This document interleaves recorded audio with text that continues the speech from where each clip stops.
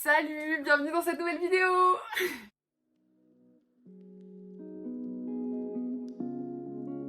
Tout d'abord, je vais m'excuser parce que là, la luminosité, elle est pourrie. Je peux filmer que de ce sens-là parce que vraiment, genre derrière, c'est tellement le bordel vu que je suis en plein déménagement que c'est juste improbable d'avoir ce setup-là pour tourner une vidéo. Enfin bref, c'est vraiment la galère. J'ai mon trépied qui est comme ça, genre vraiment littéralement. J'espère que ça va aller. Enfin bref, c'est vraiment genre la galère pour tourner cette vidéo et bon. Je reviens pour du coup vous faire un petit bilan lecture de mes mois de juin et juillet et ma palle que j'aimerais bien lire du coup en août. Donc on va commencer. Le premier livre que j'ai terminé en juin, qui est un livre que j'avais commencé genre au mois d'avril, c'est Watership Down de Richard Adams. Donc là j'ai l'édition de Monsieur Toussaint l'ouverture, mais c'est une édition qui n'est plus éditée. Enfin, je crois qu'on peut la trouver que d'occasion, donc j'ai acheté le mien sur Vinted. En plus, elle est trop belle. Et bref, ce livre-là, ça faisait des années que je voulais le lire, enfin 2 ans je crois à peu près. Bref, Netflix a sorti une mini-série en fait qui est adaptée du roman. Et quand je l'avais vu, j'avais juste adoré, j'avais trouvé ça trop bien. Enfin, bref, vraiment genre le truc un petit peu série doudou et tout. Et quand j'avais du coup regardé un petit peu plus autour de cette série, j'avais vu que c'était adapté en fait de ce livre-là. Et depuis, j'avais toujours voulu le lire. Et c'est chose faite maintenant, donc pour vous dire un petit peu l'histoire, on va suivre des lapins qui sont dans une garenne et en fait il y a un des lapins qui va prédire que quelque chose de grave va arriver sur cette garenne et donc en gros on va suivre plusieurs lapins qui ont décidé de quitter leur garenne originelle pour en fait trouver un petit peu leur havre de paix, un petit peu leur paradis quoi.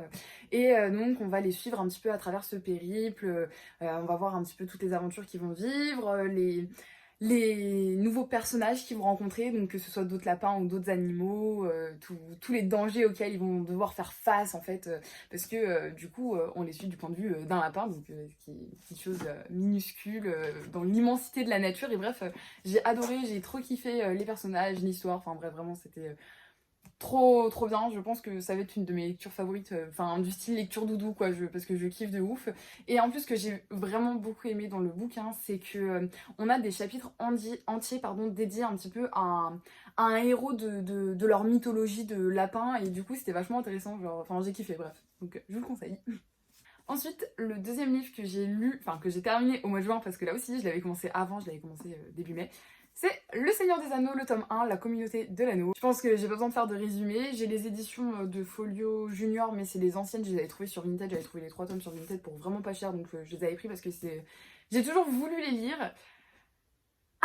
Je sais même pas par où commencer, sincèrement je suis tellement mitigée sur cette lecture, je sais pas du tout si j'ai aimé ou pas, et je sais pas du tout aussi si mon avis est biaisé par le fait que j'adore l'univers et que j'adore les films. Le tome fait presque 700 pages, et je sais pas mais 2 tiers du bouquin, on est encore dans la comté. J'ai trouvé ces passages longs et en même temps intéressants parce que surtout qu'il y a des choses qui ne sont pas dans les films, genre par exemple toute la traversée de la forêt avec Tom Bombadil, etc. C'était intéressant, mais c'était long, c'était vraiment long. Et même quand il y a de l'action, c'est long. En fait, je trouve que c'est long à lire, c'est quelque chose... Enfin, je sais pas si je l'ai lu à une période à laquelle il ne fallait pas, je l'ai commencé, j'étais en stage, j'avais pas forcément non plus le temps de me plonger totalement dans la lecture. Quand je l'ai terminé, je l'ai pratiquement terminé d'une traite.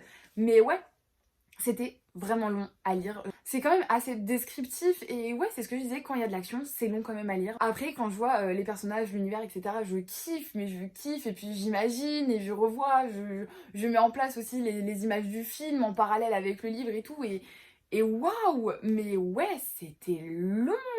Et donc je me dis que j'ai encore 2 tomes qui m'attendent et je suis un petit peu moins hypée que quand je devais seulement lire le tome 1. Et enfin vraiment, à chaque fois que je le voyais, j'étais là en mode ah ouais, trop envie de commencer le Seigneur des Anneaux. Et là maintenant, je suis un petit peu en mode ah ouais, il faut que je termine le Seigneur des Anneaux.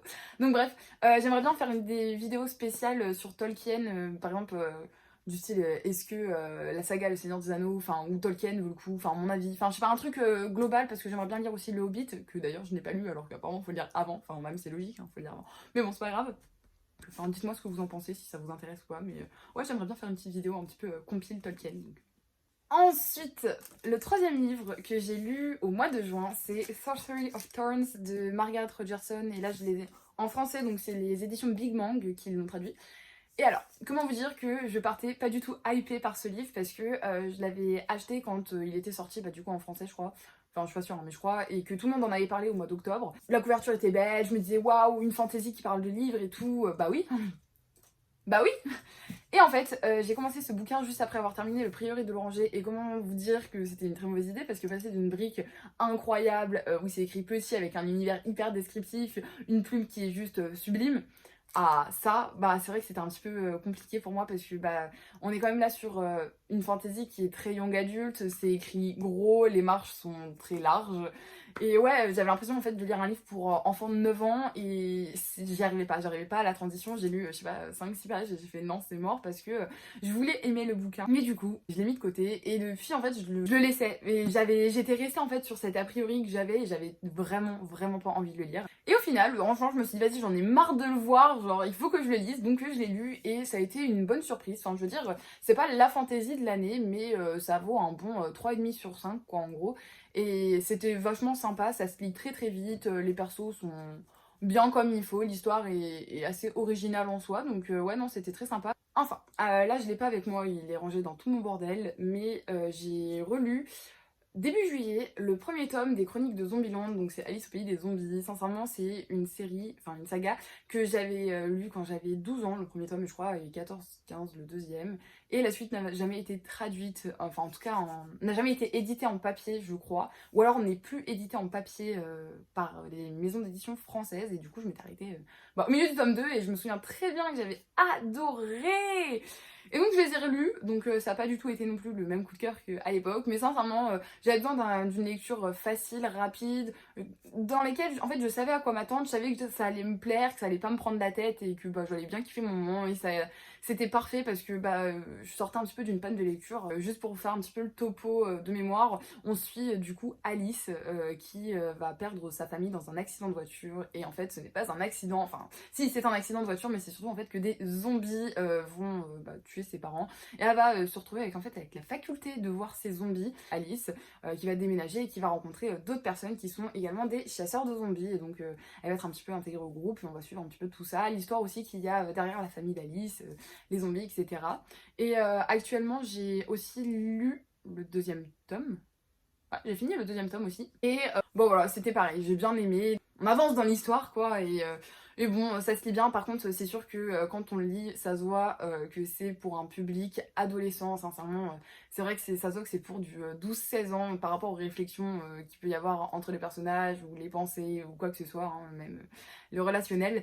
Mais bon, c'est pas grave, sincèrement, ça passe le temps, ça se lit super vite, et j'ai envie en fait d'avoir le fin mot de l'histoire de cette saga qui m'avait tant plu quand j'étais jeune, donc j'ai hâte de lire le troisième et le quatrième tome que j'ai sur ma liseuse, du coup, parce que ils sont disponibles en e-book, donc voilà, je vous tiendrai au courant. Coucou mon amour. Oui, Pierre, il y a mon petit chaton à côté. Regardez-moi comment il est trop beau. C'est bonjour. Ensuite, aïe, non, non. Mais t'as plein de jouets, pourquoi tu joues avec mon coude? Ensuite, je vais vous parler de Orange de Ichigo Takano, que j'avais acheté, en tout cas j'ai acheté les 5 premiers tomes au mois de septembre dernier, je crois, ouais. Enfin 2020 quoi, sur Vinted pour un prix mais vraiment dérisoire. Juste pour vous refaire un petit topo de Orange. Orange c'est un shoujo du coup, et on va suivre une personne en particulier qui est une jeune fille qui va recevoir une lettre d'elle du futur lui donnant des indications par rapport à une personne de ses amis, et sur le fait que il faut qu'elle prenne soin de cette personne pour éviter d'arriver à un certain point, à un certain moment un petit peu tragique, enfin pas un petit peu tragique.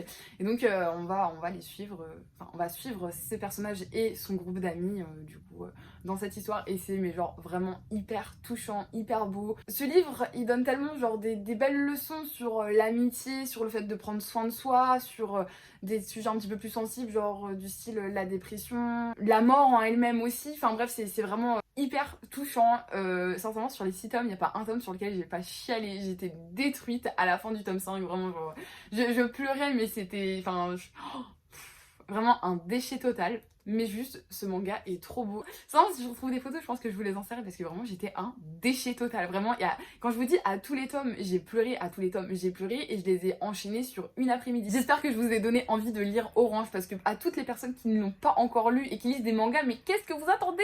Et même à toutes les personnes qui lisent pas de manga, qu'est-ce que vous attendez? Vraiment, trop bien. Ensuite, j'ai fini Harry Potter and the Goblet of Fire. Je fais trop la meuf à parler anglais, je suis désolée. Bref, c'est parce que je me suis refait un petit marathon, enfin je me refais la saga Harry Potter, parce que bah voilà, comme tous les ans. Déjà juste ces éditions, donc j'achète un à un les tomes des éditions de Bloomsbury que je trouve juste magnifiques. Je sais qu'il y a de nouvelles éditions, les Minimal. Ouais, bref, je sais pas, celles qui ont un petit peu une sorte de pop-up avec des trucs qui sortent et tout. Enfin bref, elles sont trop belles, mais elles coûtent extrêmement cher. Et bref, celles-là, elles sont très bien. Elles sont super belles et je sais pas, mais je suis trop fan. En plus, par rapport au tome français, on a une carte de Hogwarts et tout. Genre, je trouve ça trop cool. J'aime trop, je suis trop contente de l'avoir relu parce que ce tome, en gros, c'est un petit peu le tome que, à chaque fois que j'y arrive, je suis en mode, ah, je suis un peu débutée, c'est la coupe de feu. Alors qu'à chaque fois, je le sais très bien. Je kiffe ce tome. Il y a tellement plus de détails dans le livre que dans le film. Et je crois que c'est parce que le film, c'est un de ceux que j'aime le moins, que à chaque fois que je lis, que j'arrive à ce tome-là, je suis là en mode... Alors que non, il est trop bien, il se passe tellement de choses, et puis même, genre, c'est vraiment cool, parce que c'est les tomes vraiment pivots de la saga Harry Potter, où on passe de l'univers Harry Potter un petit peu enfantin, à l'univers Harry Potter un peu plus dark, avec le retour de Voldemort et tout, ça devient directement un petit peu plus sombre. C'est vraiment genre le tome pivot de la saga, et il est juste génial, donc bref, je suis trop contente. Enfin, les deux derniers livres que j'ai lus, je les ai pas avec moi. Tout d'abord, c'est Central Park de Guillaume Musso. Comment vous dire que j'ai pas du tout aimé. Guillaume Musso, déjà de base, c'est un auteur que je n'ai pas forcément. C'est pas un auteur que je lis, j'avais seulement lu 7 ans après, il me semble, et que j'avais bien aimé. J'étais au lycée, sincèrement, à 15 ans, ça passait crème comme bouquin. Sauf que maintenant, je pense que j'en attends un petit peu plus des livres, surtout que celui-ci était vendu comme étant un thriller époustouflant et haletant et plein d'autres synonymes. Et c'est pas du tout ce que j'ai retrouvé parce que c'est vrai que maintenant les thrillers que j'aime, c'est des thrillers qui sont un petit peu plus sombres, un petit peu plus profonds, qui retournent le cerveau, qui sont vraiment plus psychologiques. Et là, déjà le thriller fait 200 pages. Enfin, je sais pas, mais pour moi, un livre qui fait 200 pages, enfin, il peut pas être aussi bien construit qu'un livre qui en fait 400 ou 600 et un thriller. L'histoire en elle-même peut pas être menée pareil. J'avais beaucoup aimé, enfin beaucoup. J'ai bien aimé le début, en fait j'étais vraiment dedans, et puis à partir de la 100e page j'en pouvais déjà plus parce que le personnage principal, Alice, est juste insupportable. Juste pour vous faire un petit topo, en gros, on suit une nana qui se retrouve enchaînée à un mec à Central Park qui n'a aucun souvenir, lui non plus, et du coup va s'en suivre un petit peu une sorte de, pas course contre la montre, mais presque, pour savoir pourquoi ils en sont arrivés là, qu'est-ce qui s'est passé, etc. Et vraiment, le synopsis donne envie, tu vois. Mais le truc, c'est que, bah voilà, Alice, elle est insupportable, c'est le genre de personnage qui doit toujours avoir raison, juste rien que d'en parler, je vous jure, elle me met la haine. Mais ouais, c'est ça, elle parle hyper mal, si tu suis pas ses ordres, genre en gros ça va pas, elle pète un câble, enfin bref, vraiment genre ce genre de personnage là que je ne supporte pas. Et le mec, voilà. Enfin, si, mieux qu'Alice quand même, parce qu'en plus il y a eu des révélations à son sujet que je n'ai pas vu venir, et j'ai bien apprécié plutôt. En fait, j'ai préféré du coup l'homme, pardon, au personnage féminin, puisqu'il était vraiment juste insupportable. Et bref, l'histoire en elle-même aussi, elle était. Comment dire. Enfin, j'ai pas trouvé que c'était forcément bâclé, mais ça me correspondait pas.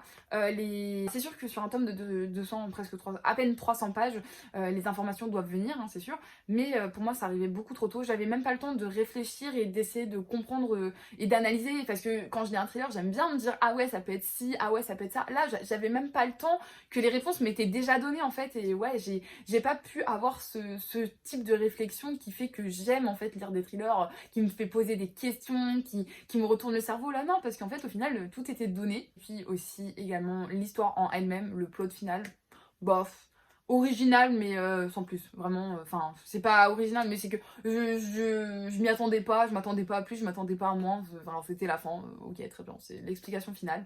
Mais une chose qui m'a pas énervée, mais juste que je n'ai pas compris, c'est que pour moi il y a un manque de logique dans ce bouquin, surtout au niveau des personnages, quoi. Les deux persos, enfin spoiler, genre spoiler alerte pour ceux qui veulent le lire. Mais du coup, à la fin, donc, le personnage masculin est donc une sorte de psychiatre en neurochirurgie, enfin bref, un truc comme ça. Parce que la nana a Alzheimer et qu'il a fait toute une reconstitution pour qu'elle se rende compte qu'elle a Alzheimer et qu'elle accepte en fait cet Alzheimer précoce pour qu'elle aille mieux, parce que sinon sa mémoire a fait toujours reset à un certain jour. Bref. Et donc ça fait 2 jours qu'ils sont enchaînés et il lui dit quoi? Je t'aime, t'es la femme de ma vie, vas-y, bats-toi pour moi. Ça fait 2 jours qu'ils se connaissent, hein. Et elle est là en mode nanani nanana, je vais me tirer une balle dans la tête, je suis trop moins. C'est bon quoi, il y a un moment. Je vous jure vraiment, ça m'a trop saoulée, ça m'a gavé. Genre au bout de 2 jours, c'est la femme de ma vie, allez hop, ça dégage. Donc bref.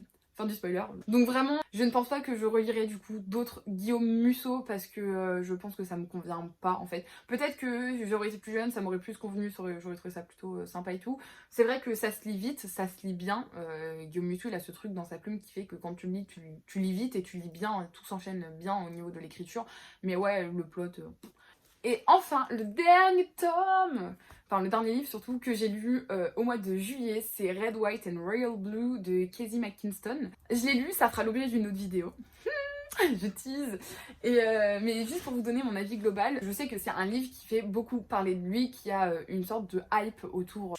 Il vaut trop le coup. Ça, c'est... Enfin, en fait, déjà, le plot, c'est qu'on va suivre en fait le fils de la première femme présidente des États-Unis, qui a un petit peu une sorte de différent, une sorte de haine partagée avec et contre le petit-fils de la reine d'Angleterre. En gros, il va y avoir un petit incident et donc pour faire face au fait que cet incident était relayé par les médias et qui, vous savez, un petit peu toujours le clickbait et tout, en mode waouh, l'Amérique et l'Angleterre se détestent parce que les fils se détestent. Bref, pour éviter cette image-là, une sorte de petit plan va être mis en place montrant ces deux jeunes hommes en tant que meilleurs potes et au final, non, tout va bien et du coup, les relations entre l'Angleterre et l'Amérique sont très bonnes quoi. Et de ce petit manège plan va découler une petite relation. Et donc on va les suivre. Je suis pas forcément fan de romance, mais alors là j'ai kiffé. En plus de ça, on suit pas que de la romance. Il y a une intrigue un petit peu politique. Là en plus c'est une vraie intrigue politique, enfin politique quoi. Surtout que je m'y connais pas du tout en politique. J'ai vraiment très peu de notions. Et là c'est vraiment abordable. Puis j'ai trouvé ça vraiment sympa du coup de rajouter ça, et ce qui fait que c'est pas vraiment que une romance, c'est aussi un petit peu plus. Il y a des enjeux autour et vraiment c'était très sympa. Les personnages aussi, j'ai beaucoup kiffé parce que les personnages ont mon âge, enfin une vingtaine d'années quoi. Et vrai que là c'était plus facile plutôt à m'identifier parce que ils peuvent avoir des réflexions ou des petites piques, des choses sur lesquelles que je peux dire, que mes potes peuvent dire. Enfin donc vraiment c'est vachement plus facile de s'identifier à ces personnages qui ont cette même mentalité entre guillemets on va dire. Et non, c'était vraiment très sympa, j'ai tellement rigolé. Vraiment, même les persos secondaires apportent quelque chose au livre, cette petite touche d'humour, de fraîcheur, enfin vraiment, ça a été trop cool. Je suis très contente de l'avoir lu malgré le fait que j'avais un petit peu peur par rapport à toute la hype qu'il pouvait avoir, donc je vous le conseille. Et au niveau du format aussi, j'ai trouvé ça très cool parce que on n'est pas que sur un format d'histoire narrée, donc que du texte. Il y a un autre format, je vous en dis pas plus parce que bon, s'il y a des gens qui veulent le découvrir et tout, je trouve ça cool. Mais ouais, il y a des fois on switch de format et c'est vachement sympa, ça rajoute du rythme aussi à la lecture. Et vraiment j'ai pas vu les pages défiler tellement aussi la narration de Casey McKinston est incroyable. Enfin sa plume, c'est juste top. Et ça me donne envie de découvrir plus de livres de cette autrice. Donc voilà. C'en est fini pour un petit peu mon bilan du mois de juin et juillet. Et du coup là on va arriver à ma palle du mois de août. D'abord, je suis actuellement en train de lire depuis mi-juillet It Ends With Us de Colleen Hoover. Comment vous dire que j'adore le bouquin, c'est juste que je ne trouve plus le temps de lire entre le travail, le déménagement, enfin il s'est passé trop de trucs et j'ai plus le temps de lire. Mais je kiffe. On va suivre en gros l'histoire de Lily Bloom. On va suivre le présent de Lily et on va suivre le passé de Lily sous forme de lettres écrites à Hélène Dégenir, je sais pas comment ça se dit, mais voilà, Talk Show with Hélène, quoi, c'est cette Hélène-là, tout le monde voit qui c'est. Et bref, et du coup, c'est vachement sympa. Déjà, la plume de Colleen Hoover est vachement sympa à lire, c'est top, ça se lit vraiment tout seul. L'histoire est hyper prenante, j'ai très envie de découvrir en fait ce qui se passe. Et puis surtout, j'ai très envie de découvrir pourquoi les gens pleurent à la fin de ce livre, parce que vraiment, j'essaye de chercher, de me dire ah oui et tout, c'est triste, patati patata, je sais pas quoi, il y en a un qui va mourir, mais j'arrive pas à comprendre le truc qui va faire que les gens pleurent autant en lisant le bouquin. Donc voilà, j'ai vraiment très peur que ce livre me détruise, mais ouais, non, sinon j'aime beaucoup. Ensuite, le deuxième livre que j'aimerais lire pour août, c'est le deuxième tome de Gods of Men, écrit par Barbara Kloss, pardon. Et donc c'est un livre édité aux éditions Rivka, donc une jeune maison d'édition. J'avais adoré le premier tome. J'avais vraiment lu le premier tome en moins de 24 heures, pour vous dire voilà, j'avais kiffé. Donc j'espère que ce sera la même chose pour ce tome-ci, même si je vois que des gens ont un peu plus de mal à se mettre dedans apparemment. Mais bon, j'ai quand même très hâte de le découvrir et j'espère que je vais beaucoup aimer. Ensuite, Le troisième livre que j'aimerais lire pour août, c'est La maison au milieu de la mer Cyruléenne de T.J. Klune. Donc là, c'est l'édition française publiée chez De Saxus. Du coup, je vais quand même vous dire un petit peu de quoi ça parle. Donc en gros, on va suivre un homme de 40 ans qui s'appelle Linus Baker, qui travaille en tant qu'agent du ministère de la jeunesse magique. Et du coup, lui, son job, c'est de s'assurer que les enfants vont bien. Enfin, c'est des enfants placés dans des orphelinats supervisés par le gouvernement, pardon, et il doit s'assurer que tout va bien, quoi. Et en gros, un jour, il va être convoqué de manière inattendue par les cadres extrêmement supérieurs. Voilà. Et donc, il va être en mission un petit peu secrète et tout, dans un pensionnat. Et donc, on va le suivre en fait dans ce pensionnat du coup, et avec les enfants qui y sont. Et bref, voilà. J'ai très hâte de le découvrir parce que j'ai tellement envie de l'aimer vu tous les bons avis que je vois autour. Tout le monde dit que c'est une lecture super doudou, super mignonne et tout, et j'ai trop envie que ça me prenne le cœur, que je suis en mode oh, et j'ai trop envie que ce soit un comfort book. Donc j'ai vraiment très hâte et je veux le lire au mois d'août. Je veux pas le lire après, je veux le lire maintenant, donc voilà, trop hâte. Enfin, le dernier livre que j'aimerais lire pour août, c'est Six of Crows de Lise Bardugo. J'avais déjà lu le tome 1 en VF, mais j'avais vraiment envie de le lire en VO et d'enchaîner du coup aussi avec le deuxième tome que je lirai peut-être en lecture commune avec Elise, enfin faudra qu'on voit. Mais bref, j'avais vraiment aimé le tome 1, donc j'ai très envie de le relire, de redécouvrir l'histoire aussi dans la plume originale de Lise Bardugo. Du coup, c'est la fin de cette vidéo de bilan de lecture. Je crois que c'est un petit peu long, je suis vraiment désolée. Même moi, je crois que j'ai beaucoup parlé. Je sais pas trop si c'est un bon bilan. Je sais même pas trop si du coup j'ai bien parlé des livres ou pas. Mais bon, bref. J'espère que ça vous aura plu. N'hésitez pas à mettre un petit pouce bleu, commenter, s'abonner. Voilà, ça fait toujours plaisir. Et puis bah, moi j'aime bien aussi parler avec vous dans les commentaires, tout ça. Enfin, c'est toujours intéressant d'avoir votre point de vue. Voilà, donc on se retrouve bientôt pour une prochaine vidéo. Salut!